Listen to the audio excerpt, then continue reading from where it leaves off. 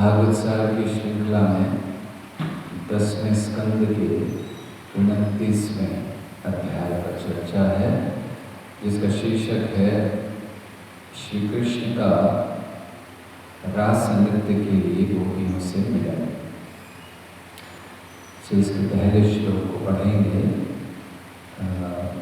आप सब कृपया इसको दोहराइए। यहाँ पर है पहला श्लोक, इसका जो पहला श्लोक होगा उसको पढ़ेंगे। श्री बादरायणी उवाच भगवान अपि रात्रिः शारद उत्फुल्ल मल्लिका वीक्ष्य हन्तुं मनश्चक्रे योगायाम्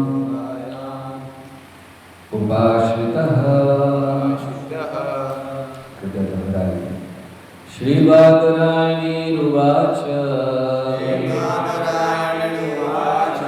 भगवान् पिता रात्रि शारदोत्फुल्लमल्लिका वीक्ष्यरन्तुं मनश्चक्रे योगमायामुपाश्रिता। श्री बादरायणीरुवाच भगवान् पिता रात्रि शारदोत्फुल्लमल्लिका वीक्ष्यरन्तुं मनश्चक्रे योगमायामुपाश्रिता। श्री बादरायणीरुवाच भगवान् पिता रात्रि शारदोत्फुल्लमल्लिका वीक्ष्यरन्तुं मनश्चक्रे योगमायामुपाश्रिता।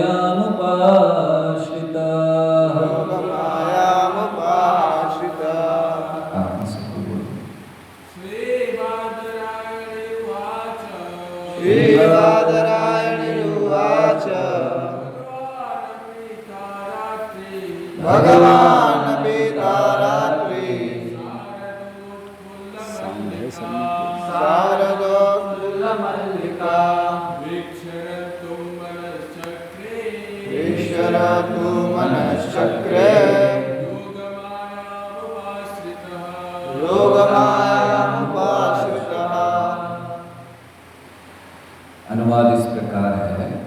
श्री बादरायणी ने कहा, श्री कृष्ण समस्त ऐश्वर्यों से पूर्ण भगवान हैं, फिर भी खिलते हुए चमेली के फूलों से महकती उन शरदकालीन रातों को देखकर उन्होंने अपने मन को प्रेम व्यापार की ओर मोड़ा। अपने उद्देश्य की पूर्ति के लिए उन्होंने अपनी अंतरंगा शक्ति का उपयोग किया। ओम ज्ञानतिमिरान्धस्य ज्ञानाञ्जनशलाकया चक्षुरुन्मीलितं येन तस्मै श्रीगुरवे नमः। नमः ओम विष्णुपादाय कृष्णप्रेष्ठाय भूतले श्रीमते भक्तिवेदांत स्वामिनिति नामिने। नमस्ते सारस्वती देवे गौरवाणी प्रचारिणे निर्विशेष शून्यवादी पाश्चात्य देशतारिणे। जय श्री कृष्ण चैतन्य प्रभो नित्यानंद श्री अद्वैत गदाधर शिवासादि गौर भक्तवृंद। हरे कृष्ण कृष्ण कृष्ण हरे हरे, हरे राम राम राम हरे हरे। तो आज रासलीला का वर्णन है इस अध्याय में। रासलीला के प्रारंभ का वर्णन है। तो इसे पढ़ने से पहले सनातन गोस्वामी से प्रार्थना करें ये उनकी जो प्रार्थनाएं हैं श्रीमद् भागवत के प्रति, उनको हम अपने हृदय में स्थापित कर सकें। सर्वशास्त्रादिपीयूषः सर्ववेदैकसत्फला सर्वसिद्धान्तरत्नाढ्या सर्वलोकैकनिप्रदा सर्वभागवतः प्राणः श्रीमद्भागवतः प्रभो कलिभान्तोदिदारिद्र्य श्रीकृष्ण परिवर्तिता परमानन्दपाठाय प्रेमवर्षक्षरायते सर्वदा सर्वसेव्याय श्रीकृष्णाय नमोऽस्तुते।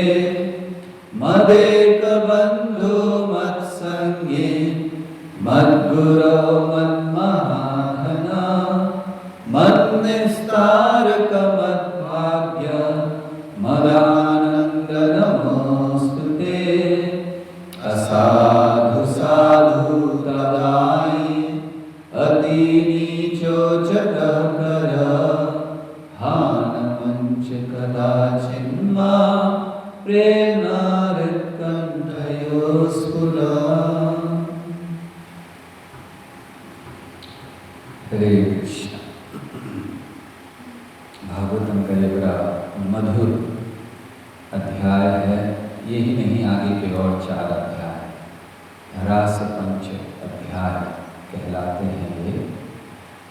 जैसे हम कल वर्णन कर रहे थे कि ये जो श्रीमद् भागवत है ये श्री कृष्ण का स्वरूप है। पहले 2 स्कंद ये चरण माने जाते हैं, श्री कृष्ण के चरण कमल, और फिर धीरे धीरे धीरे आगे अंग करते हुए 10वें स्कंद पर जब आते हैं तो ये 10वां स्कंद भगवान का मुख माना जाता है। और उस मुख पर ये जो 5 अध्याय हैं ये उनकी मुस्कान माने जाते हैं। रास पंच अध्याय ये बड़े प्रसिद्ध अध्याय हैं। केवल भक्तों में ही नहीं, ऐसे भी लोग जिनके हृदय में भक्ति नहीं है उनमें भी बड़े ये प्रसिद्ध अध्याय हैं। और ये अध्याय प्रसिद्ध हैं कुछ सही कारणों से और कुछ गलत कारणों से। रासलीला के विषय में बहुत सी भ्रांतियां लोगों के हृदय में। एक तरफ कुछ लोग हैं जो कहते हैं कि रासलीला अनैतिक है। श्री कृष्ण ने ये जो कार्य किया, ये रात्रि के समय गोपियों के साथ नृत्य करना, ये अनैतिक है। दूसरी ओर कुछ लोग कहते हैं कि ये बहुत अच्छी लीलाएं हैं, हम भी इनको कर सकते हैं। तो एक है जो कहते हैं अनैतिक हैं, दूसरे जो हैं वो कहते हैं कि ये हम कर सकते हैं, हमें भी ऐसा कर लेना चाहिए, बड़ी अच्छी लीलाएं हैं। दोनों गलत हैं। ना तो ये लीला अनैतिक है और ना ही ये लीला नकल करने योग्य है। जो अनैतिक मानते हैं वे भक्ति कभी नहीं कर पाते, और जो इसका अनुकरण करने का प्रयास करते हैं, नकल करने का प्रयास करते हैं, वे सहजिया हो जाते हैं। अर्थात भक्ति को बड़ा सहज, बड़ा सस्ता ले लेते हैं। तो इसलिए दोनों ही गलत हैं। तो फिर सही सिद्धांत क्या है? सही सिद्धांत वैष्णव आचार्य जैसे श्रील प्रभुपाद ये प्रकट करते हैं। तो ये जो पूरा अध्याय है ये 4 भागों में प्रमुखता बटा है, 4 या 5 भागों में। जैसे पहले के जो 16 श्लोक हैं उसमें वर्णन किया कैसे कृष्ण ने अपनी बांसुरी बजाई और गोपियाँ अपना सब कुछ त्याग कर श्री कृष्ण के पास चले आए। 17वें श्लोक से वर्णन है 27वें श्लोक तक कि कैसे श्री कृष्ण ने स्वागत किया गोपियों का और उन पर उनसे बातचीत करके उनको वापस जाने के लिए कहा। फिर आगे 28वें श्लोक से 41 श्लोक तक गोपियों का उत्तर है। जब गोपियों ने कृष्ण की बात सुनी तो क्या उत्तर दिया। और फिर 42वें श्लोक से 46वें श्लोक तक वर्णन है कि कैसे रासलीला प्रारंभ हुई। और अंतिम 2 श्लोक 47 और 48 वर्णन करते हैं कि क्यों श्री कृष्ण वहाँ से चले गए। तो ये प्रमुखतः वर्णन है इस अध्याय में। यहाँ पर जो हम लोग चर्चा करने जा रहे हैं, तो इस अध्याय की चर्चा से पहले जैसे हम कह रहे थे कि लोगों में भ्रांतियाँ हैं, तो आइए कुछ चीज़ों को सुन लेते हैं, कुछ विषयों को सुन लेते हैं इस रासलीला के विषय में, संदर्भ में, और फिर आगे इस अध्याय को सुनेंगे और इससे शिक्षाएं प्राप्त करेंगे। सबसे पहली चीज़, जब हम इस लीला को सुनने जा रहे हैं, हमें ये पता होना चाहिए कृष्ण कौन है। श्रीमद् भागवत का पहला श्लोक कृष्ण कौन है ये बतलाता है। जन्माद्यस्य यतः, श्री कृष्ण वो हैं जिनसे सब कुछ आता है, जो परम सत्य है। तो पहली चीज हमें ये जान लेनी चाहिए कि हम जिनके बारे में सुनने जा रहे हैं, जिनकी लीलाओं को सुनने जा रहे हैं, वो कोई इस जगत के साधारण व्यक्ति नहीं, परम सत्य है श्री कृष्ण। दूसरी बात, जब वो परम सत्य है, आनंद लेना चाहते हैं, तो किससे आनंद लेंगे? वो तो परम सत्य है, तो वे दो हो जाते हैं। एक परम सत्य दो हो जाते हैं, एक श्रीमती राधा रानी और दूसरे श्री कृष्ण। वही परम सत्य है। आनंद लेने के लिए अपने आप को ही विभाजित कर लेते हैं, क्योंकि श्री कृष्ण आत्मा राम है, अपने आप में आनंद लेते हैं। कभी कभी लोग ये प्रश्न करते हैं कि अगर श्री कृष्ण आत्मा राम है तो उन्हें श्रीमती राधा रानी की क्या आवश्यकता है, अन्य जीवों की क्या आवश्यकता है? तो श्री कृष्ण आत्मा राम इसलिए हैं क्योंकि वही परम सत्य श्रीमती राधा रानी में परिवर्तित हुए हैं। एक परम सत्य दो हो गए, श्री कृष्ण और श्रीमती राधा रानी। फिर उन्हीं परम सत्य से अन्य जीव भी आते हैं। ओम पूर्णमदः पूर्णमिदं पूर्णात् पूर्णमुदच्यते, तो उन्हीं से आते हैं। अर्थात जब श्री कृष्ण श्रीमती राधा रानी और अन्य गोपियों के साथ आनंद ले रहे हैं, इस जगत के अन्य किसी भी जीव के साथ आनंद ले रहे हैं, तो वो अपने में ही आनंद ले रहे हैं। इसीलिए उन्हें आत्मा राम कहा जाता है। वो किसी अन्य में आनंद नहीं लेते। तो ये दूसरी चीज हमें समझनी चाहिए कि श्री कृष्ण ही एक स्त्री रूप वो श्रीमती राधा रानी के रूप में आए और उनसे फिर अन्य गोपियां आई। तीसरी चीज, इस लीला को कौन कह रहे हैं? हम ये लीला सुनने जा रहे हैं, इसके पहले बहुत आवश्यक है इसकी पृष्ठभूमि को समझ लेना। कौन लोग कहते हैं लीला को? सुखदेव गोस्वामी जैसे महान ऋषियों ने, वैरागियों ने इस लीला को कहा। एक वैरागी के लिए स्त्री का स्मरण करना भी बताया गया है कि ये ठीक नहीं है। स्त्री का स्मरण करना भी उनके लिए वर्जित है। लेकिन ऐसे श्रेष्ठ वैरागी सुखदेव गोस्वामी वो लीलाओं का वर्णन कर रहे हैं। श्री कृष्ण ने कैसे इन गोपियों के साथ आनंद लिया उसका वर्णन कर रहे हैं। क्या दिखलाने के लिए कि ये लीला ये इतनी दिव्य है, इतनी श्रेष्ठ है कि वैरागियों को भी आकर्षित करती है। वो वैरागी जिन्होंने सारे भौतिक आनंद को त्याग दिया, ये लीला उनको भी आकर्षित करती है। इसलिए श्रीमद् भागवत का एक प्रसिद्ध श्लोक है, आत्मा रामश्च मुनयो। कौन भगवान की लीलाओं में आनंद लेते हैं? आत्मा रामश्च मुनयो, वे लोग जिन्होंने इस जगत के आनंदों को त्याग दिया है। निवृत्त दर्शैरुपगीयमान भवौषध श्रोत्र मनोभिराम। तो कौन लोग आनंद ले रहे हैं? कौन कह रहे हैं? निवृत्त दर्शै, जिन्होंने सारी तृष्णाओं को त्याग दिया है।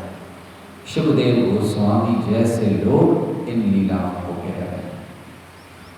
ये हम इसलिए बता रहे हैं कि लीला सुनने से पहले समझना चाहिए कि हम क्या सुनने जा रहे हैं। और फिर कहने वाले तो परम वैरागी हैं, निवृत्त तर्शर हैं, आत्मा रामश्च मुनयो। सुनने के लिए योग्य कौन है? कौन व्यक्ति है जो इन लीलाओं को सुन सकता है? उस व्यक्ति की योग्यता क्या है? पहली योग्यता, उसे परंपरा में आना चाहिए। हमें ये जो लीला है, ये उस व्यक्ति को सुननी भी नहीं चाहिए जो परंपरा में नहीं है। उस व्यक्ति से तो सुननी ही नहीं चाहिए जो परंपरा में नहीं है, लेकिन उस व्यक्ति को भी नहीं सुननी चाहिए जो परंपरा में नहीं है। तो क्या लक्षण है, क्या योग्यता है उस व्यक्ति की जो ये लीला सुन सकते हैं? पहली योग्यता, परंपरा में होना चाहिए। दूसरी योग्यता, पूर्ण आत्म संयमी होना चाहिए। इस लीला को सुनने से पहले पूर्ण आत्म संयमी हो। तो पहला योग्यता है परंपरा में आए। अगर परंपरा में नहीं है, कोई अधिकार नहीं है लीला सुनने का। श्री कृष्ण की विशेष करके बाहर के जगत में जब भी लोग ये बात करते हैं या कृष्ण की लीला, तो सबसे पहले रास लीला की बात करते हैं। ऐसे लोग बिल्कुल अधिकारी नहीं है सुनने के। जिन्होंने पहले स्कंद से 9वें स्कंद तक आचार्यों के माध्यम से परंपरा में आकर श्रवण नहीं किया, योग्य नहीं है रास लीला सुनने के। परंपरा में हो, आत्म संयमी हो। ऐसा नहीं है कि व्यक्ति भोगी है, कामी है और फिर वो श्री कृष्ण की इन लीलाओं को श्रवण कर रहा है। इसीलिए आत्म संयमी होना चाहिए, अर्थात उसे जो नियम है ऐसा जीवन जीना चाहिए जो बड़े नियम से हो, नियमित जीवन जिए, आत्म संयमी बनकर। तीसरा योग्यता है उस व्यक्ति की कि उसे अपने गुरु के आदेशों का पालन करने का अभ्यास हो चुका हो। अर्थात वो व्यक्ति जिसने एक प्रामाणिक गुरु को, हमने पहले ही कह दिया कि परंपरा में होना है, इसीलिए गुरु परंपरा में आए, ये बात हम नहीं कह रहे हैं, क्योंकि जब परंपरा में है तो गुरु तो परंपरा में होंगे ही। तो उसे अपने गुरु के आदेशों का कड़ाई से पालन करने का अभ्यास हो चुका हो, वो व्यक्ति श्री कृष्ण की रास लीला को सुन सकता है। तो ध्यान कीजिए, आप सब सुनने जा रहे हैं, इसलिए योग्यताओं को देखिए। परंपरा में होना अनिवार्य है, आत्म संयमी होना, नियमित जीवन जीना अनिवार्य है, गुरु के आदेशों का कड़ाई से पालन का अभ्यास अनिवार्य है। और चौथी चीज, चौथी योग्यता, उसे ये लीला भक्तों के संग में सुननी चाहिए। कोई भौतिकवादियों के संग में नहीं, भोगी व्यक्तियों के संग में नहीं। ऐसे व्यक्ति जो इस लीला को आनंद केवल लेना चाहते हैं, ऐसे लोगों के संग में नहीं। तो ये लीला केवल भक्तों के संग में सुननी चाहिए। जय श्री गौरनाथ दयाल की जय। और पांचवी योग्यता है उस व्यक्ति की जो इन लीला को सुनना चाहता है, कि वो कड़ाई से भक्ति के नियमों का पालन कर रहा है, गुरु के आदेश का पालन कर रहा हो, भक्ति के जो अन्य नियम हैं उनका बड़ी कड़ाई से पालन कर रहा है। जैसे हमारी संस्था में कई नियम दिए गए तो उनका कड़ाई से हम पालन करें। तो ये कुछ योग्यताएं हैं उस व्यक्ति की जो ये लीला सुन सकता है। तो हमने वर्णन किया कृष्ण परम सत्य हैं, श्रीमती राधा रानी उनका ही रूप हैं, बड़े बड़े वैरागी पुरुष, आत्माराम पुरुष इस लीला को वर्णन कर रहे हैं। और सुनने की योग्यता कौन व्यक्ति सुन सकता है। अब ये जानिए कि जब ये लीला हुई तो श्री कृष्ण की उम्र क्या थी। हम पीछे पढ़ चुके हैं, हम लोग अध्याय पढ़ते हुए आ रहे हैं। क्या उम्र है इस समय श्री कृष्ण की? 7-8 साल। 7 साल गोवर्धन उठाया, बस उतना ही समय, थोड़ा सा 7 या 8 साल, थोड़ा आगे चले गए, इतनी ही उम्र है। अब आप बताइए, आपके घरों में, समाज में जब एक 7 साल 8 साल के बच्चे, लड़के और लड़कियां आपस में खेलते हैं तो क्या कोई उनमें दोष ढूंढता है? 6-7 साल 8 साल के बच्चे अगर आपस में खेलें, लड़के और लड़कियां, तो क्या कोई उनमें दोष ढूंढता है? अरे बड़ा अनैतिक है, बच्चों को खेलने देते हैं। श्री कृष्ण भी तो उसी उम्र के थे और गोपियां तो उनसे छोटी थी। तो फिर हम इस लीला की निंदा क्यों करते हैं? जब हमारे घर में बच्चे खेलते हैं हम निंदा नहीं करते हैं, लेकिन जब कृष्ण करते हैं तो हम निंदा करते हैं। इसलिए जान लीजिए, कृष्ण केवल 7-8 साल के बच्चे थे। तो इसीलिए इस लीला को सुनने से पहले हमें ये सब होना चाहिए, जानना चाहिए। और अगली बात, ये सारी बातों को ध्यान रखिए इस लीला को सुनने से पहले। अगली बात जो अभी अभी हमने इस श्लोक में पढ़ी, शिवदेव गोस्वामी कहते हैं ये श्री कृष्ण की लीला योग माया के अधीन हुई है। योग मायायाम यमायाम, तो योग माया के अधीन है, ये महामाया नहीं है। अर्थात ये दिव्य है, आध्यात्मिक है। भगवान की हर लीला योग माया के अधीन होती है, इसीलिए हर लीला आध्यात्मिक है। कोई भौतिकता का स्पर्श मात्र नहीं है भगवान की लीला। तो इसीलिए हमें जानना चाहिए कि ये जो लीला है ये श्री कृष्ण की लीला योग माया के अधीन है। अगली बात, इसको कौन समझ सकता है? पहले हमने वर्णन किया कौन सुन सकता है इस लीला को, लेकिन अब कौन समझ सकता है ये कि श्री कृष्ण की जो लीला है योग माया के अधीन है, दिव्य है। वो व्यक्ति जो पूर्ण रूप से आत्म साक्षात्कारी है, वो व्यक्ति इन लीलाओं को समझ सकता है। अन्यथा कोई समझ नहीं पाएगा सुनने के बाद भी। जैसे एक समय एक गौशाला में आग लग गई, गाय थी वहां पर, तो भागी इधर उधर, तो एक गाय ने वो आग को जलते देखा, लाल रंग देखा आग का, और उसके बाद से वो जब भी कहीं बाहर लाल रंग देखती थी वो घबरा जाती थी। ये और एक उदाहरण बहुत सुंदर है। दक्षिण भारत में मंदिरों में हाथी रखे जाते हैं। तो एक समय एक हाथी ने भी ऐसे ही आग जलती देखी और वो घबरा गया, और फिर वो लाल रंग से इतना घबरा गया था कि जब भी कहीं जाता था सड़क पर अगर लाल रंग की गाड़ी भी देखता था उसको दबा देता था। क्यों? क्योंकि उसके लिए अरे ये लाल रंग है, मुझे खतरा है। इसी तरह जब भी हम किसी भी पुरुष और स्त्री के संबंध को देखते हैं, क्योंकि हमारी आंखों में काम वासना भरी हुई है, हम उसे शुद्ध रूप में नहीं देख पाते। कृष्ण की लीलाओं को भी एक साधारण पुरुष और स्त्री, युवक और युवती के संबंध की तरह मानते हैं। तो हर चीज को, जैसे वो गाय हर लाल वस्तु से डर रही है या हाथी हर लाल वस्तु को नाश कर रहा है, ऐसे ही हम लोग हर संबंध को एक ही दृष्टि से देखते हैं, काम से परिपूर्ण। और इसीलिए कृष्ण की लीलाओं को समझ नहीं पाते।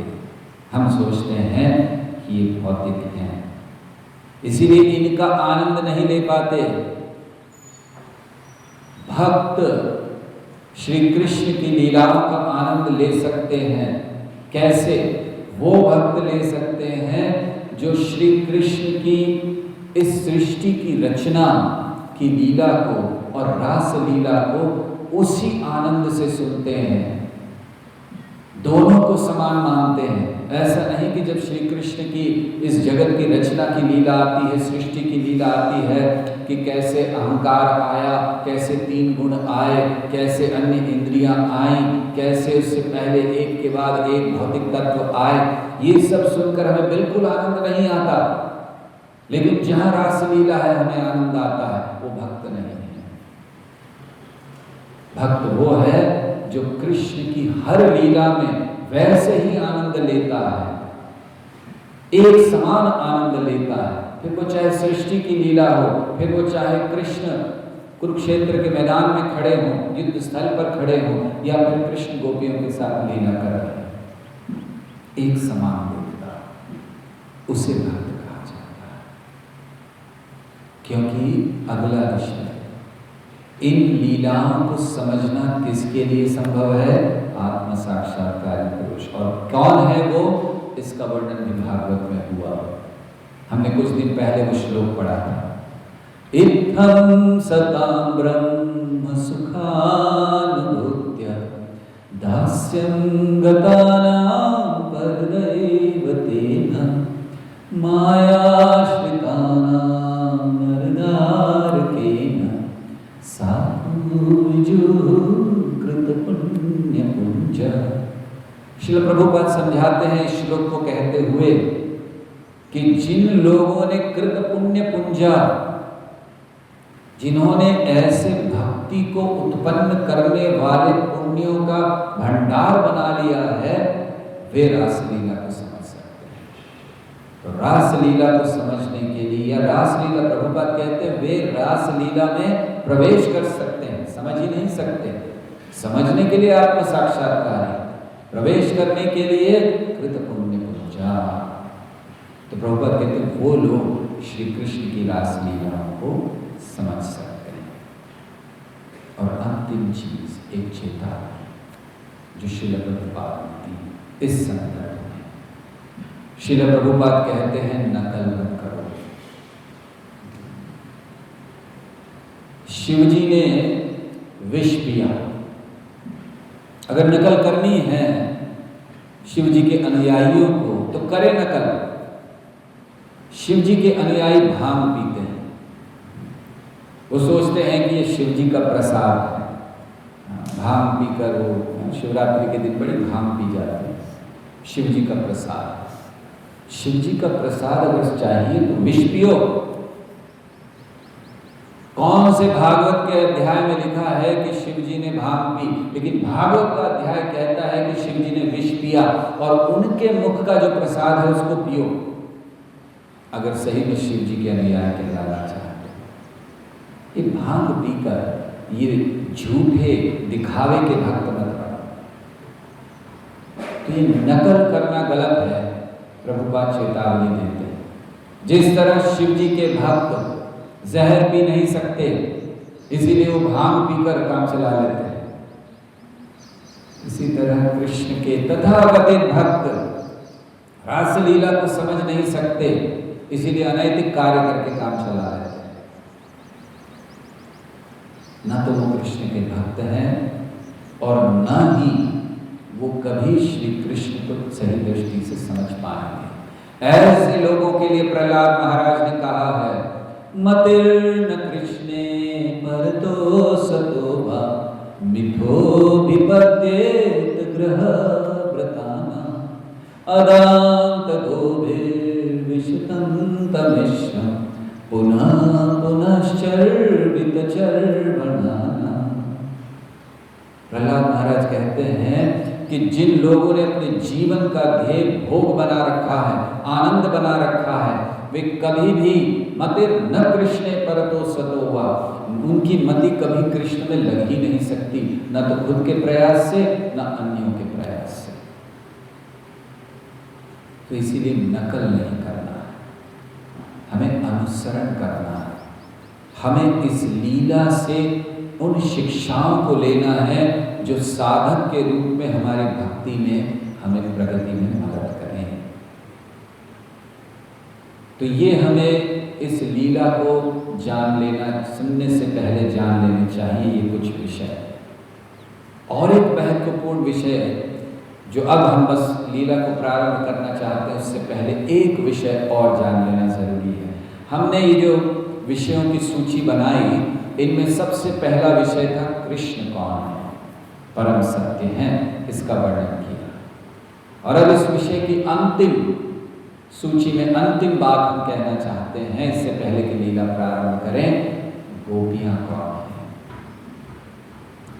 कृष्ण कौन है, राधा रानी कौन है, हमने वर्णन कर दिया। गोपियां कौन है, पद्म पुराण में वर्णन किया गया है कि गोपियों के शरीर को साधारण मनुष्य के शरीर नहीं मानना चाहिए, ये पूर्ण आध्यात्मिक है, पद्म पुराण कहता है। तो गोपियां ये मुक्त जीव हैं, श्री कृष्ण के संग में आने से पहले से मुक्त जीव हैं, आध्यात्मिक शरीर हैं इनके। तो गोपियां जो इस समय रासलीला में हैं, 4 प्रकार की गोपियां श्री कृष्ण के साथ आनंद लेती हैं। एक है जिन्हें कहते हैं श्रुतिचारी या श्रुतिजात गोपियां या श्रुतया गोपियां। तो श्रुतया या श्रुतिचारी, दूसरी ऋषिजा या ऋषिचारी गोपियां, तीसरी देवकन्या और चौथी गोपकन्या। ये 4 प्रकार की गोपियां श्री कृष्ण के साथ लीला करती हैं। तो अगर हम ये जान जाएं कि कौन है ये गोपियां, तो हम कभी ये नहीं सोचेंगे कि ये जो लीला है वो बड़ी अनैतिक है।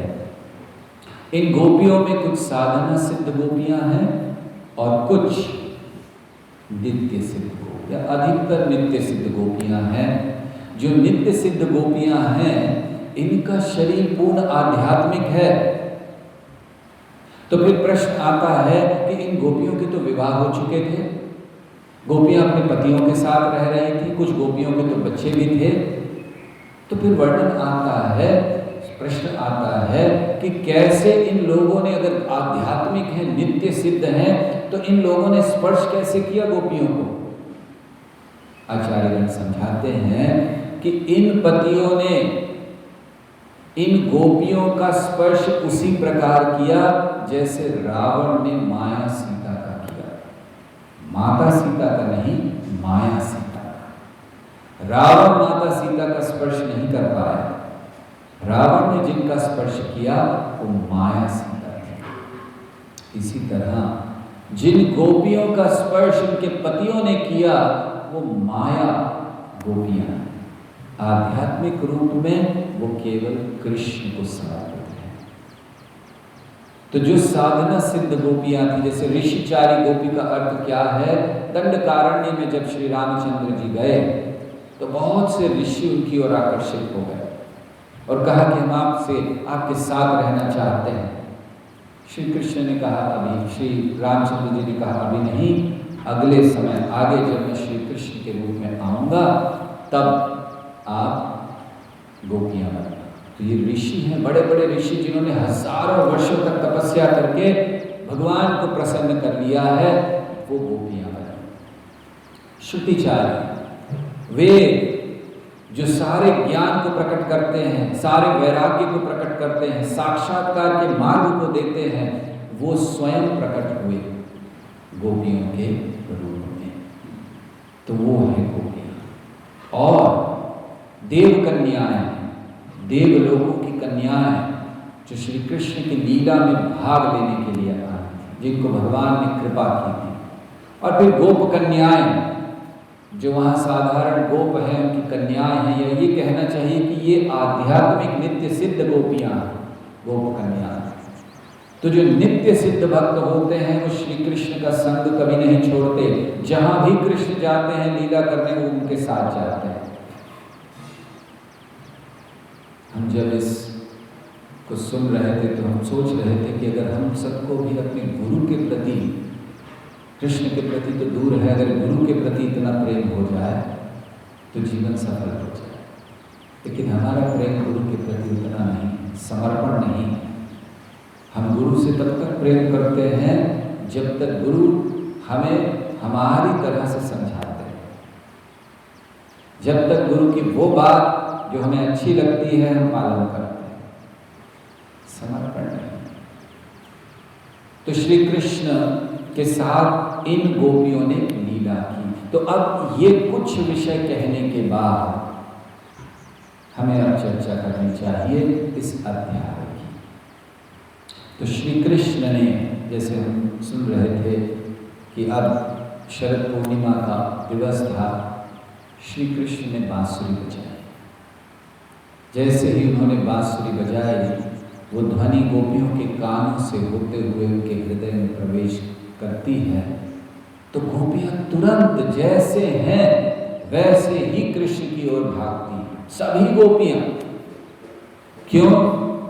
क्योंकि जब श्री कृष्ण की ध्वनि कानों से, श्री कृष्ण की बांसुरी की ध्वनि कानों से होते हुए हृदय में प्रवेश करती है, तो श्री कृष्ण ने उनके हृदय को चुरा लिया। देखिए, ये है चोर, ऐसे दक्ष चोर हैं कि चोरी करने के लिए उनको वहां जाने की भी जरूरत नहीं है, उनकी बांसुरी की ध्वनि बहुत है, इसीलिए उनको चोरों में सबसे अग्रणी कहा गया है। श्री राधिकाय हृदयस्य चोरं चोराग्रगण्यं पुरुषं नमामि। श्री राधिका के हृदय को चुरा लेते हैं। और हमारे लिए उनकी चोरी का क्या महत्व है? अनेक जन्मार्जित पाप चोरं चोराग्रगण्यं पुरुषं नमामि। हमारे लिए उनकी चोरी का अर्थ है अनेक जन्मों से जो अर्जित पाप हैं उसको चुरा लेते हैं श्री कृष्ण। तो श्री कृष्ण ने उनके हृदय को चुरा लिया। और फिर वर्णन है कि गोपियां कैसे भागी, जो कार्य कर रही थी वो छोड़कर भागी। कोई दूध निकाल रही थी गाय का, वो वैसे ही छोड़कर भाग गई। किसी ने चूल्हे पर कुछ रखा था, वो वैसे ही छोड़कर भाग गई। कोई अपने बच्चों को दूध पिला रही थी, उनको वैसे ही छोड़कर चल दी। कोई कपड़े पहन रही थी, ठीक से पहने नहीं थे आभूषण कपड़े, वैसे ही चल दी। कोई भोजन कर रही थी, प्रसाद ले रही थी, बस उसको वैसे ही छोड़कर चली आई। जो जैसे थी वैसे ही, चाहे कोई कुछ साफ सफाई कर रही है, कुछ भी, और कोई रोक नहीं पाए। कुछ को रोक दिया गया, और जिनको रोक दिया गया उनको इतनी तीव्रता हुई हृदय में कि उन्होंने अपना देह त्याग दिया। आचार्यगण समझाते हैं क्योंकि उनका देह भौतिक था, लीला में भाग ले रही थी। ऐसे भी भक्त होते हैं जो कृष्ण की लीला में भाग लेते हैं, जो तैयारी कर रहे हैं, प्रशिक्षण ले रहे हैं भगवान के धाम जाने का। जब हम सब पूर्ण रूप से तैयार हो जाते हैं भगवान के धाम जाने के लिए, तो प्रशिक्षण के लिए हमें किसी भौम वृंदावन में भेजा जाता है, जहाँ हम कृष्ण की लीला में भाग लेकर प्रशिक्षण लेते हैं। तो ये वो गोपियाँ थीं, और इसीलिए उन्होंने अपने भौतिक देह को त्याग दिया। सहन नहीं हुआ उनसे कृष्ण का विरह, और फिर आध्यात्मिक शरीर में कृष्ण के निकट चले गए। तो सुखदेव गोस्वामी को इतना विस्तार से वर्णन करने की क्या जरूरत थी? कह देते कि गोपियां जो भी काम कर रही थी छोड़कर चली गई।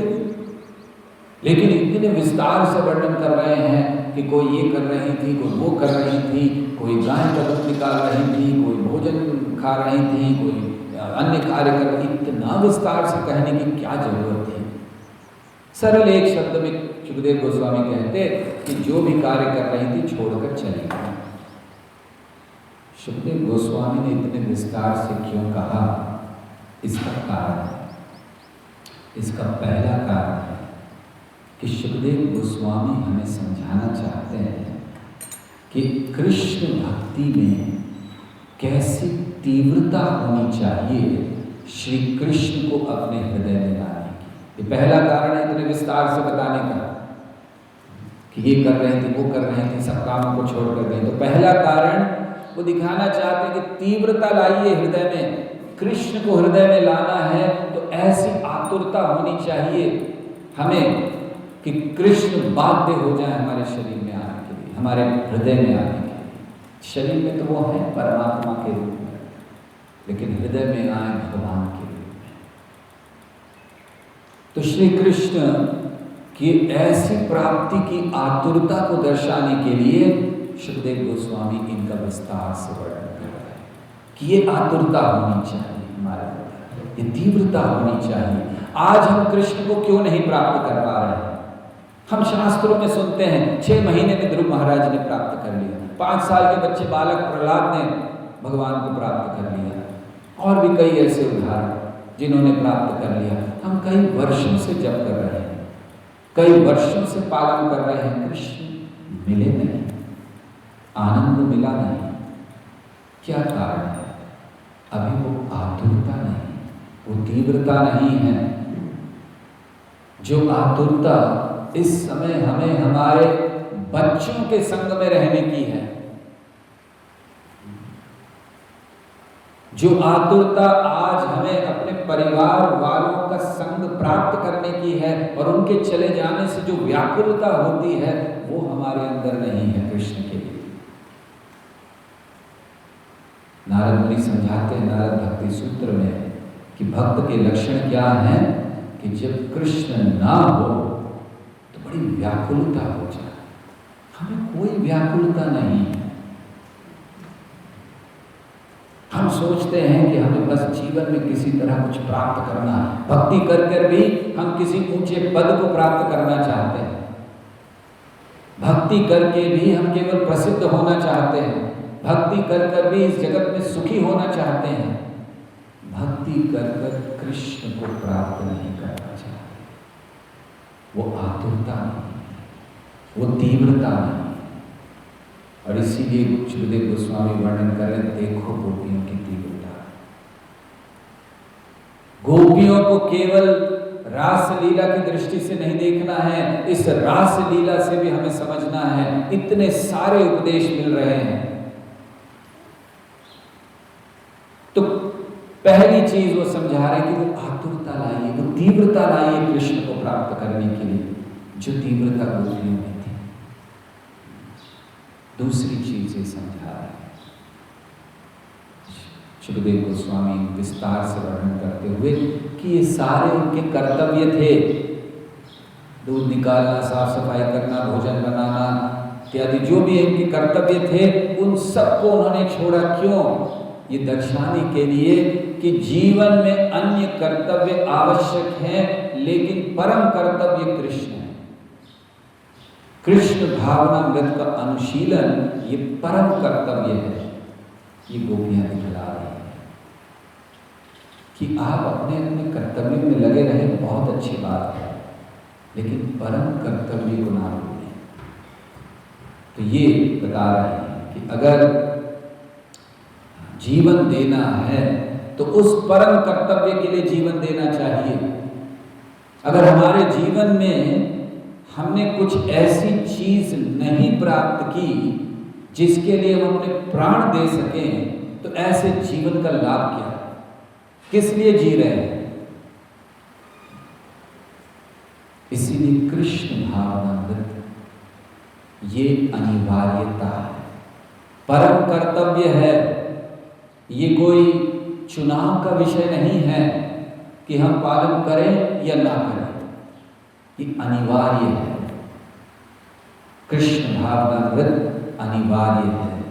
तो इसलिए ये जान लीजिए कि अगर हमारे जीवन में ऐसी एक वस्तु, ऐसा एक व्यक्ति नहीं है जिसके लिए हम प्राण दे सके, ऐसे जीवन का लाभ नहीं है। और ऐसा व्यक्ति कौन होना चाहिए जिसके लिए हम अपने प्राण दे सकें? कोई इस जगत का मर्त्य व्यक्ति नहीं, श्री कृष्ण। नहीं तो ऐसे जीवन का कोई लाभ नहीं। गोपियां इसको सिखला रहे हैं। कर्तव्य है, लेकिन परम कर्तव्य है श्री कृष्ण की भक्ति। तीसरी चीज गोपियां समझाती हैं कि इस समय क्या आवश्यक है। जैसे बहुत चीजें बड़ी अनिवार्य हो जाती हैं, अर्जेंसी होती है, तो गोपियां सिखला रही हमारा परम कर्तव्य है। और तीसरी चीज उसको स्वीकार करने के लिए अभी इसी समय हमें तैयार होना है। There is a great need, there is an urgency to accept Krishna consciousness. Krishna को स्वीकार करने की अति आवश्यकता है। जैसे कभी कभी देश में इमरजेंसी लग जाती है। इमरजेंसी लगी थी एक बार बहुत साल पहले। तो इमरजेंसी का क्या अर्थ होता है? बाकी सारे कार्य बंद, सबके अधिकार समाप्त। इस समय गोपियां समझा रही हैं देयर इज एन इमरजेंसी। सबसे ज्यादा क्या आवश्यक है? कृष्ण की भक्ति करना। और इसको समझना ये आवश्यक है। जैसे श्री कृष्ण ने बांसुरी बजाई और वो कानों से होते हुए हृदय में पहुंची, गोपियां तुरंत भागी। इसी तरह श्रील प्रभुपाद ने वही कृष्ण की ध्वनि को बजाया।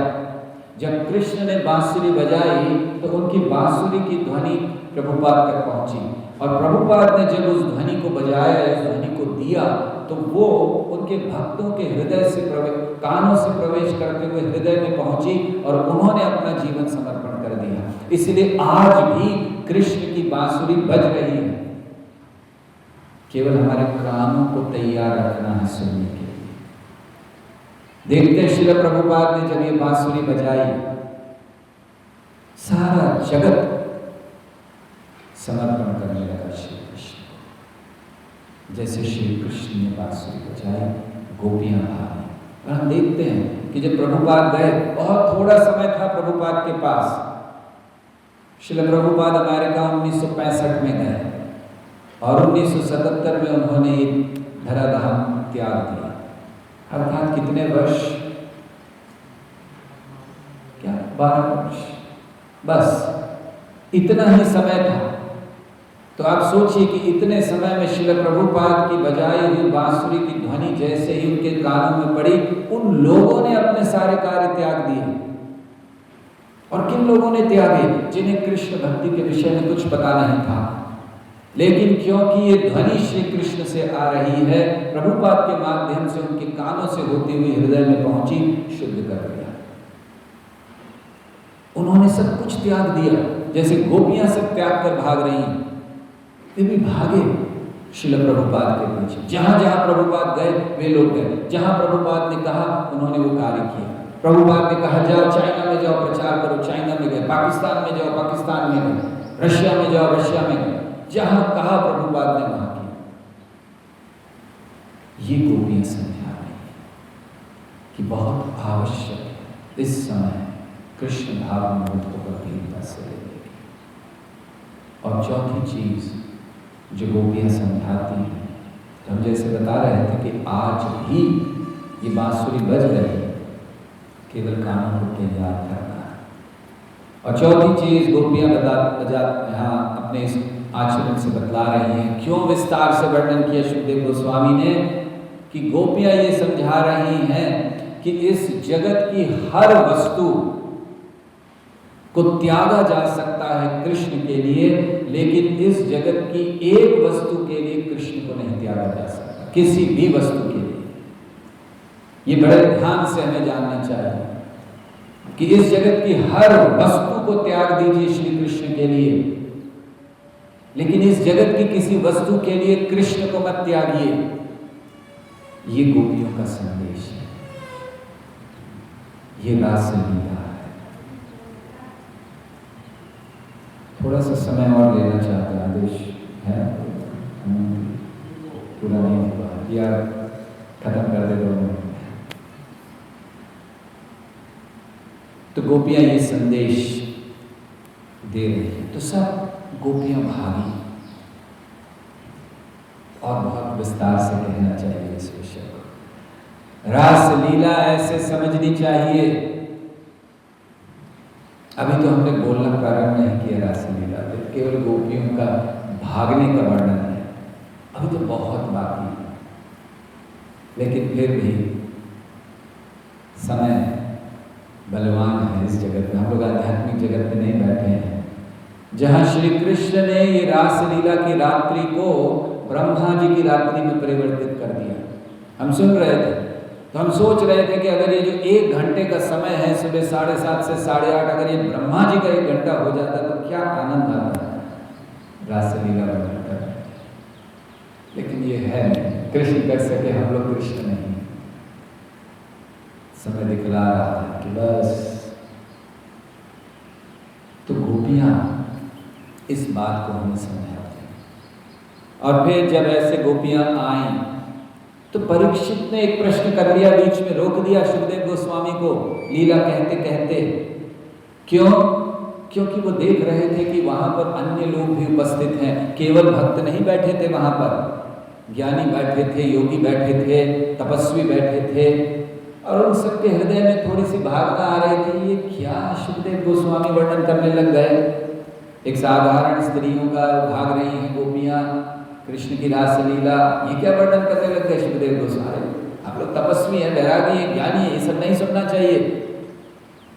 तो परीक्षित ने देख लिया, ओह आपके मन में ये भाव आ रहा है।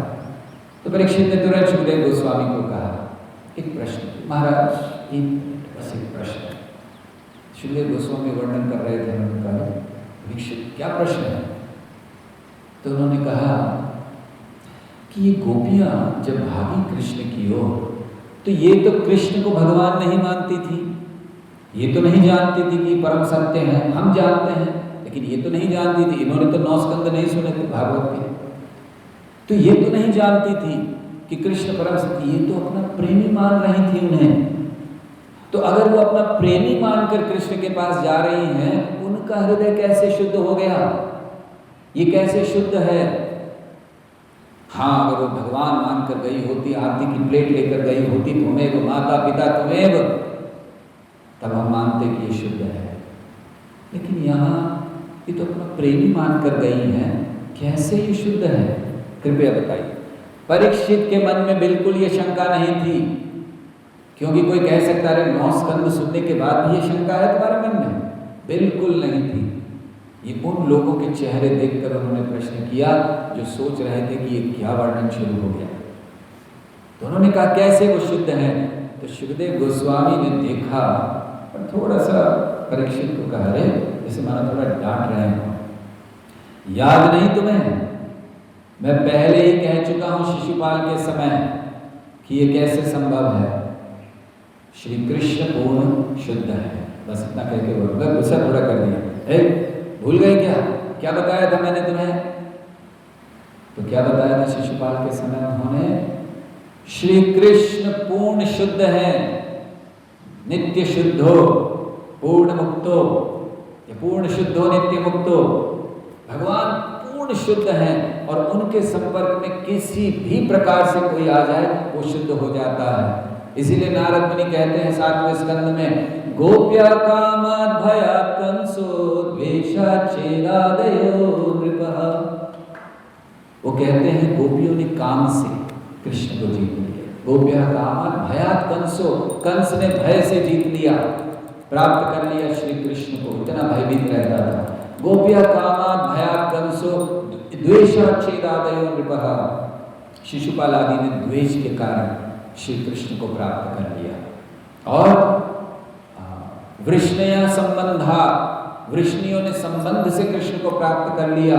भक्त्या यूयम, आप लोगों ने भक्ति के स्नेह के कारण, आपने नारद मुनि कहते आपने स्नेह के कारण, स्नेहम यूयम, आप लोगों ने स्नेह के कारण प्राप्त कर लिया। और हमारे जैसे लोग, नारद मुनि कहते हैं, जो ये सब नहीं कर सकते, वो भक्ति से कृष्ण को प्राप्त करते हैं। कहने का आशय था कि कोई भी कृष्ण के संपर्क में किसी भी भाव में आए, अकामो सर्व कामो व मोक्ष कामो उदारधि तीव्रेण भक्ति योगेन यजेत पुरुषः परम। किसी भी तरह से भगवान के संपर्क में आता है वो शुद्ध हो जाता है। तो ऐसे श्री कृष्ण ने उत्तर दिया और भी बड़े विस्तार से इस उत्तर को हो सकता था, शुक्र गोस्वामी ने इसको समझाया। अब फिर गोपियाँ आई, तो गोपियाँ जब आई तो श्री कृष्ण गोपियों का स्वागत करते हैं। स्वागतम महाभाग, हमको बोलते हैं बड़े भाग्यवान लोग आए हो, स्वागत करते हैं श्री कृष्ण गोपियों का कि आपका स्वागत है, मैं आपकी क्या सेवा कर सकता हूँ। श्री कृष्ण ऐसे उनसे पूछते हैं क्या करें हम आपके लिए। और फिर श्री कृष्ण ने उनको ज्ञान दिया। श्री कृष्ण ने कहा इतनी रात में आप यहाँ आई हैं, ठीक है, अब आपने देख लिया, मन देख लिया, फूल देख लिए, चंद्रमा देख लिया और बड़ा सुंदर वातावरण देख लिया, अब वापस जाओ, वापस जाओ।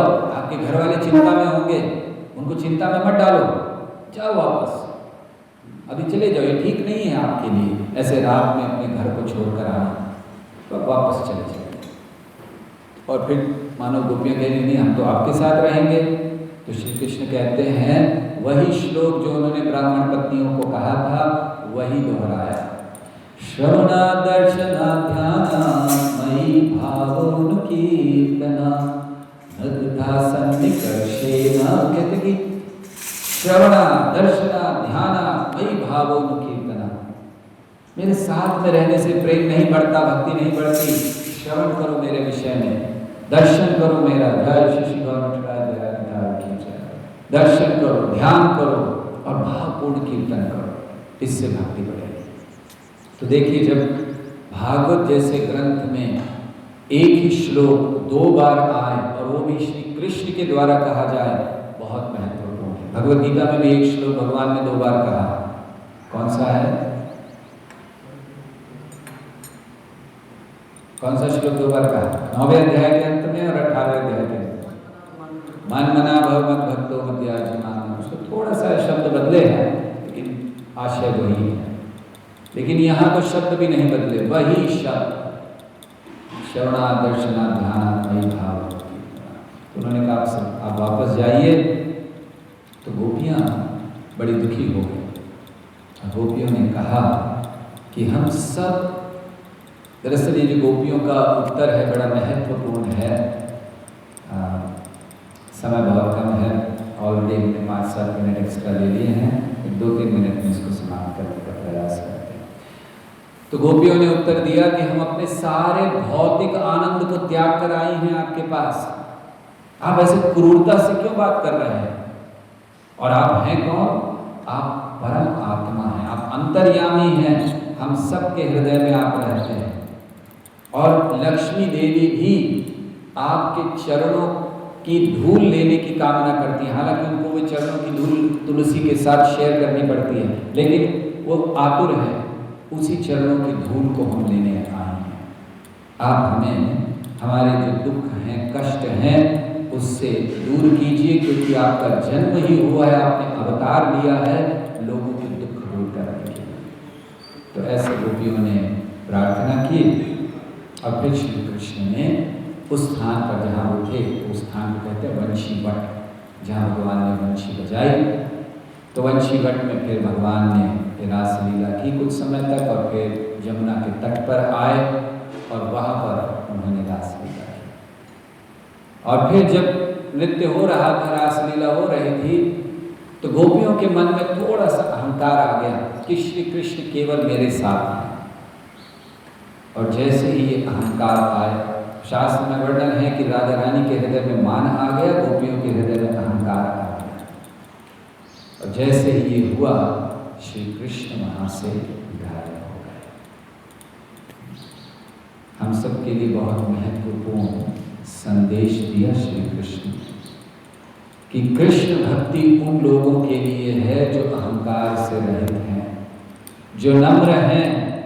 अगर व्यक्ति नम्र नहीं है तो अपनी साधना नहीं कर सकता, दोष ढूंढेगा और उसका पतन हो जाएगा। इसलिए नम्रता बहुत आवश्यक है। नम्र रहें, सहनशील रहें, अपने आप को बहुत वरिष्ठ ना माने। हमेशा ये सोचे कि अभी अभी मैं आया हूँ, मुझसे सारे श्रेष्ठ हैं, मुझे सीखना है। तो ऐसे श्री कृष्ण चले गए। तो रास लीला का सार आगे फिर जब कृष्ण मिलेंगे, फिर से रासलीला होगी तो और विस्तार से उस समय वर्णन करेंगे कि क्या हम सीख सकते हैं। जैसे रासलीला का सार ये है कि जैसे बता रहे थे कि आज भी रासलीला चल रही है, श्री कृष्ण की बांसुरी बजती है। इसका अर्थ क्या है? शास्त्रों के द्वारा, गुरु परंपरा के द्वारा श्री कृष्ण के निर्देश हम तक पहुंचते हैं, क्योंकि ये कहा गया है कि वेद कब प्रकट होते हैं? जब श्री कृष्ण बांसुरी बजाते हैं, तो उनकी बांसुरी की ध्वनि हम तक पहुंचती है वेद और शास्त्रों के द्वारा। फिर जब वो हमारे हृदय में प्रवेश करती है, हमारे हृदय को शुद्ध कर देती है, ये भगवान हमारे हृदय को फिर चुरा लेते हैं और बड़ी तीव्रता से हम श्री कृष्ण की ओर भागते हैं।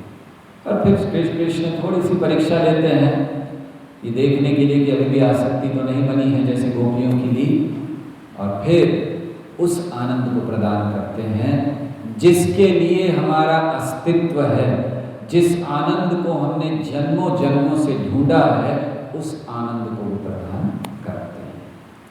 ये रासलीला है। हरे कृष्णा कृष्ण कृष्ण हरे हरे, हरे राम राम राम हरे हरे। हरे कृष्णा। बहुत समय हो गया, क्षमा चाहते हैं, 10-11 मिनट ऊपर। आप में से किसी के कोई प्रश्न है, कोई टीका टिप्पणी, कुछ पूछना चाहते हैं?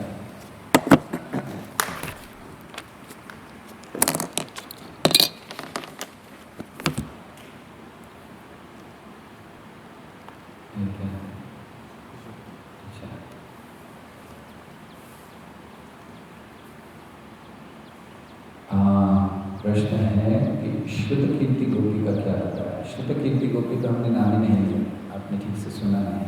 श्रुतिचारी, श्रुतिचारी मतलब ऐसे वेद, श्रुत कीर्ति तो रामायण में आती है, तो श्रुतिचारी मतलब ऐसे वेद जो साक्षात रूप में, वेदों का साक्षात रूप, शास्त्रों का साक्षात रूप, उनको श्रुति कहते हैं वैदिक साहित्य को। तो वे गोपियों के रूप में आए, उनको श्रुतिचारी गोपी कहा गया। ठीक है, और कोई प्रश्न है? रासलीला में रास शब्द का क्या अर्थ है? रासलीला में रास शब्द का अर्थ है आनंद। उदाहरण के लिए, जब आपकी संतान आपसे दूर रह रही हो और कई बहुत लंबे समय के बाद आपसे मिलने आए, तो जब माँ अपने संतान से मिलती है, मान लीजिए 1 साल बाद, 2 साल बाद बच्चा घर वापस आता है, तो किस तरह से मिलती है? तो माँ जाएगी, बड़ा प्रेम करेगी, बच्चे का माथा चूमेगी, उसको इतना प्रेम आए, पहले से होगा, आ रहा है तो तैयारी करेगी। इसे रास कहते हैं। रास यानी वो आनंद। और जब ये रास श्री कृष्ण से संबंधित हो जाता है तो परम आनंद कहलाता है। ठीक है, ओके।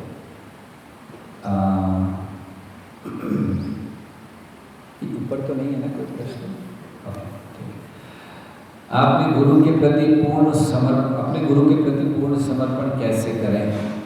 प्रारंभ करें। हम लोग सोचते हैं कि हमें गुरु को पूर्ण समर्पण करना है, पूर्ण समर्पण करना है, तो करना ही है निश्चित। प्रारंभ करें।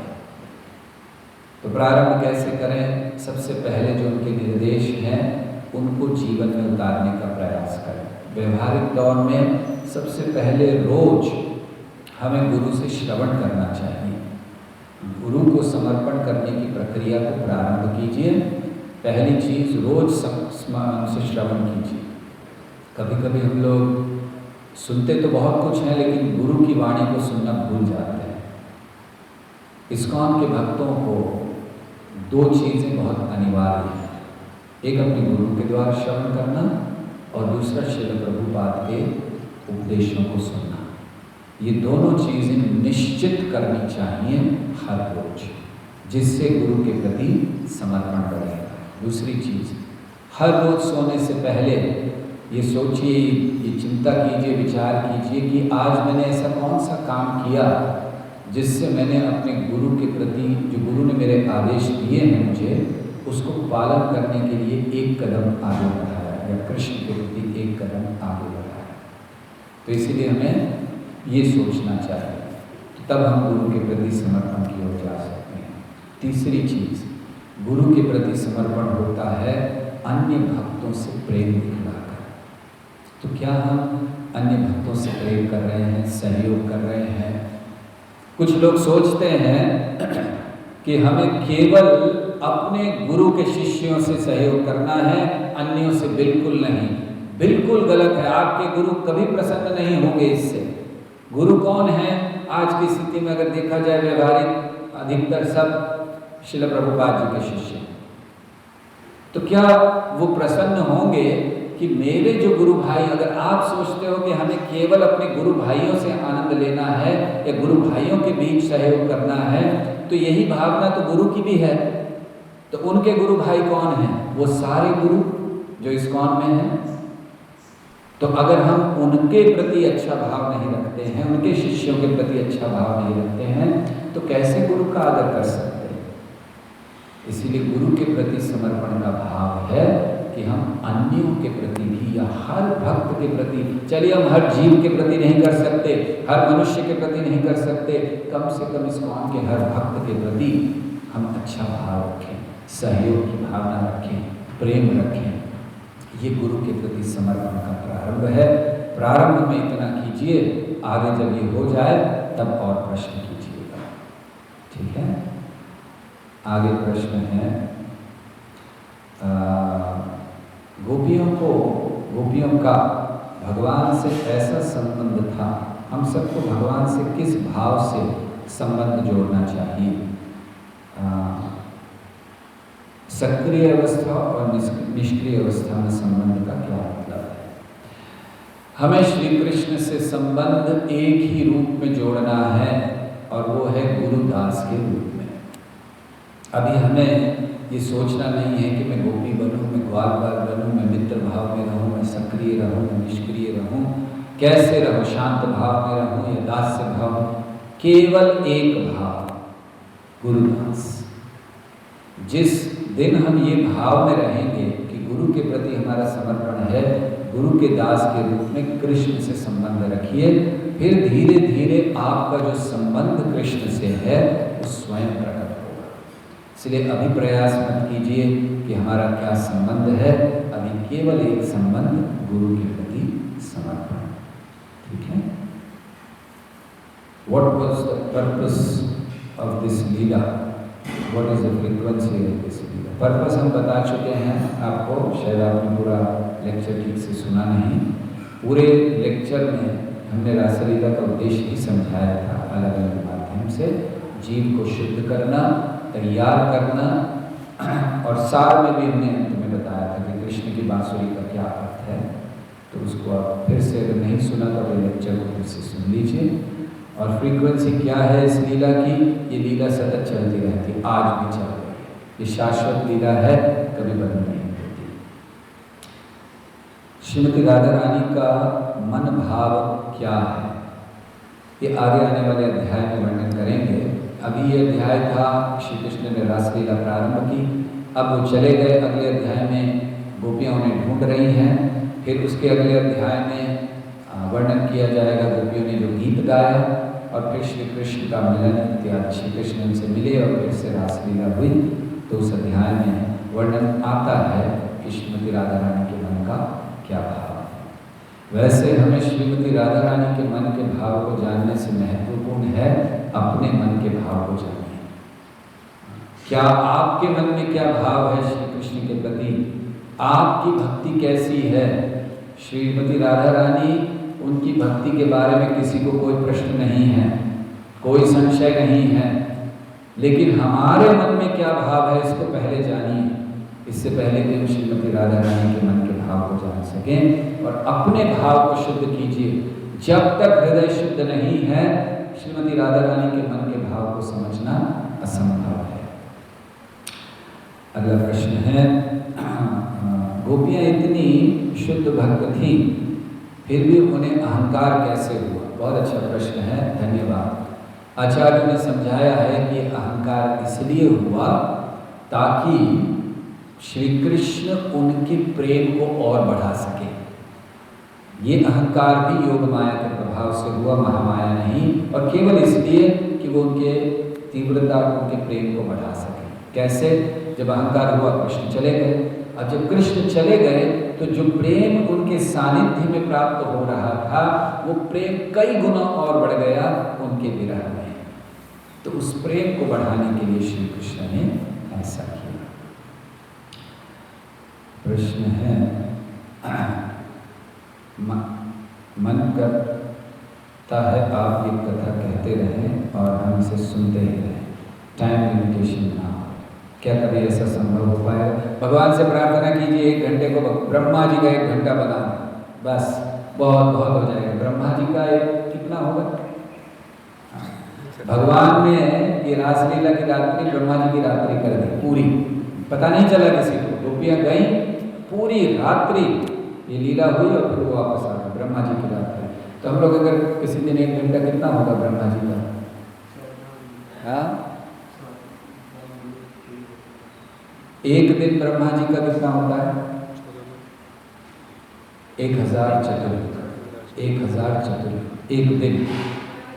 तो अब वो 1 दिन को 24 घंटे में डिवाइड कीजिए। कोई है मैथमेटिशियन, अकाउंटेंट है, लैपटॉप निकालो। कितने मिनट, कितने आवर्स होते हैं 1 दिन में? 24 घंटे। तो 1000 को 24 से डिवाइड कीजिए, कितना हो गया? सब कैलकुलेटर पर बड़े अरे बुद्धि, हम लोग बचपन में थे कभी कैलकुलेटर यूज नहीं, हमको स्कूल में मना था यूज कर। हाँ, कितना मिला कि नहीं? 41 कुछ हो गया, ठीक है। तो मतलब 41 चतुर्युग तक की कथा चल सकती है अगर ब्रह्मा जी चाहे। ओके, आगे प्रश्न है, अगर माँ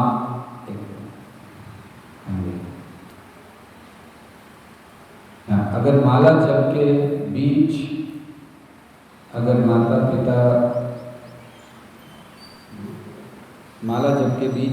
पिता कोई कार्य कहें तो उसे कैसे करें? या माला जप को प्राथमिकता दें? मार्गदर्शन करें। अच्छा, पूर्ण आत्म साक्षात्कार कैसे? बहुत सारे प्रश्न पूछ लिए। माला कर रहे हैं, माता पिता ने कहा कोई कार्य करो तो करना चाहिए कि नहीं? आप लोगों को क्या लगता है? माता पिता को कहना चाहिए? दुष्ट, पापी, अधर्मी? देखते नहीं, जैसे ना 4 कुमारों ने कहा ब्रह्मा जी को, ब्रह्मा जी ने कहा जाओ बड़े हो विवाह को, दुष्ट पापी, ये जीवन इसके लिए है, तो क्या ऐसे करना चाहिए? जब हम लोग समाज में रहते हैं तो समाज के कुछ नियमों का भी पालन होना चाहिए। जब करते समय अगर माता पिता किसी कार्य को कहते हैं और उस समय के लिए बहुत अनिवार्य है, ज़रूरी है, तो ठीक है, हम जब को छोड़कर वो कार्य कर सकते हैं। 2 चीज़ें होती हैं, महत्वपूर्ण होता है और अर्जेंट होता है, अब भी करना। हो सकता है कार्य महत्वपूर्ण हो लेकिन आप बाद में कर सकते हैं, तो आप अपने माता पिता को समझा सकते हैं। तो स्थिति देखकर आचरण कीजिए, लेकिन जैसे हमने कल भी बताया था 2 दिन पहले, अपने माता पिता की आदर को कभी त्यागना नहीं चाहिए। तो वो भी सादर जो भी चीज़ें हैं हमें प्रकट करनी चाहिए, ठीक है। ओके, किसी ने कैलकुलेट करके बता दिया 41.66 चतुर्युग 1 घंटे। ओके, तो ये सारे लगता है कैलकुलेट कर रहे हैं, आधा सेकंड 5000 वर्ष का। हाँ, प्रश्न, कृष्ण चाहते हैं और गोपियों को अहंकार आया और राधा रानी को मान आया, तो ये मान क्या है? सब राधा रानी के बड़े भक्त हैं। वैसे राधा रानी के भक्त होना भी चाहिए, हम सब राधा रानी के ही भक्त हैं, इसीलिए जानना जरूरी है कि राधा रानी का जो अहंकार है उसको मान कहा जाता है, क्योंकि वो केवल कृष्ण को प्रसन्न करने के लिए आता है और कोई दूसरा उसका उद्देश्य नहीं है, और ना ही वो कभी किसी शक्ति के अधीन आती है। तो इसलिए उनको मान कहा गया। राधा रानी का वर्णन आगे भी करेंगे, अभी अगले अध्याय में उनका वर्णन आएगा। जब गोपियाँ उनका वर्णन करती हैं और देखती हैं कि सब लोग चले गए, राधा रानी नहीं दिख रही और कृष्ण नहीं दिख रहे हैं, तो वो वर्णन आएगा तब करेंगे। ठीक है, और कोई प्रश्न है? फेसबुक पे कोई प्रश्न है? कहाँ से पता चला? उस पर नहीं होता? अच्छा, इसी पर है।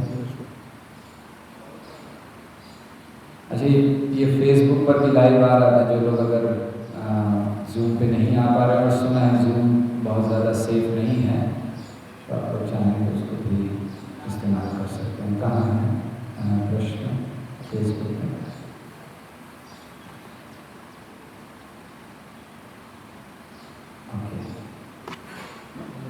अच्छा, एक प्रश्न है, रासलीला सुनने की योग्यता में हम पूरी तरह से फिट नहीं हो पाते, पर भक्तों के संग में सुन रहे हों तो लाभ तो मिलेगा है ना। कृष्ण की भक्ति, कृष्ण की लीलाएं ये अग्नि के समान है। कभी कभी अग्नि जला भी देती है और कभी कभी अग्नि अच्छे कार्य भी करती, भोजन पकाना इत्यादि। तो हाँ, भक्तों के संग में आप सुन रहे हैं तो निश्चित लाभ मिलेगा, लेकिन कब? जब आचार्यों के निर्देशानुसार हम इसको सुने, आचार्यों के उपदेशों के अनुसार हम इसको सुने, तब निश्चित हमें लाभ मिल सकता है। ठीक है, और कोई प्रश्न है?